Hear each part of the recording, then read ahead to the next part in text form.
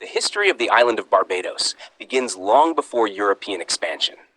Archaeological evidence shows that Barbados was already settled around the 4th century after Christ. The earliest inhabitants were peoples of the Saladoid culture, followed later by the Arawak, who migrated northward from South America. Around 1200 after Christ, they were largely displaced by the Caribs, a more warlike group. By the time European sailors reached the island, Barbados was largely uninhabited, likely as a result of conflict, environmental pressure, or migration.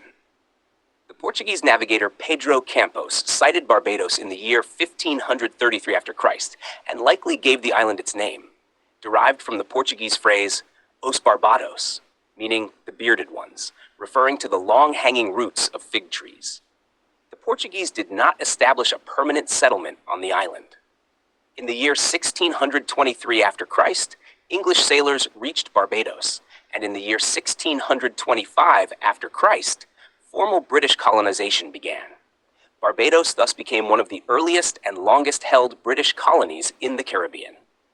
Initially, the economy was based on the cultivation of tobacco, cotton, and indigo, but these crops proved insufficiently profitable.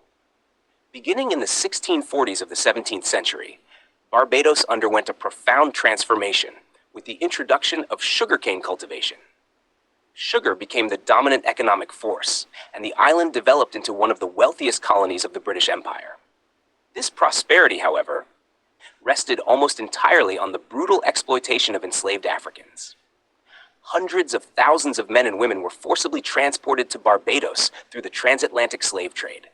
Society was rigidly hierarchical, with a small white plantation elite at the top and a large enslaved population deprived of all rights. In the year 1666 after Christ, Barbados enacted one of the first comprehensive slave laws, known as the Barbados Slave Code. This code later served as a model for similar legislation in other British colonies. It institutionalized the complete legal disenfranchisement of enslaved people and shaped the racialized legal systems of the Caribbean for generations. Throughout the 18th century, Barbados remained a central sugar-producing island, although its relative economic importance declined compared to larger colonies such as Jamaica. Nevertheless, the island remained politically stable and loyal to the British Crown, even during the American Revolution in the late 18th century.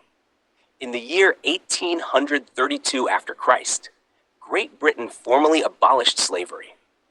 In Barbados, this was followed by a transitional period during which formerly enslaved people were still compelled to labor under restrictive conditions.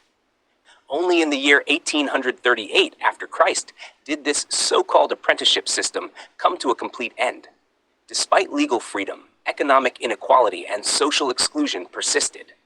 During the 19th century, Barbados became a densely populated island with limited natural resources. Political power remained concentrated in the hands of a small white elite, while the majority of the population, largely of African descent, had little political representation. It was not until the early 20th century that organized movements for political reform began to emerge. A major turning point came in the year 1938 after Christ, when widespread labor uprisings erupted across the island. These protests led to social reforms, the legalization of trade unions, and the gradual democratization of the political system. A key figure in this transformation was Grantley Adams, who advocated for political rights and self-government. In the year 1966 after Christ, Barbados achieved full independence from the United Kingdom. The country initially remained a constitutional monarchy with the British monarch as head of state. The first prime minister of the independent nation was Errol Barrow, who is regarded as the father of the nation. Under his leadership, Barbados emphasized education, public health care, and social equity. In the decades that followed, Barbados developed into one of the most politically stable democracies in the Caribbean. The economy gradually diversified away from exclusive reliance on sugar toward tourism, financial services, and international trade. At the same time, the legacy of colonialism remained visible in social structures and patterns of land ownership.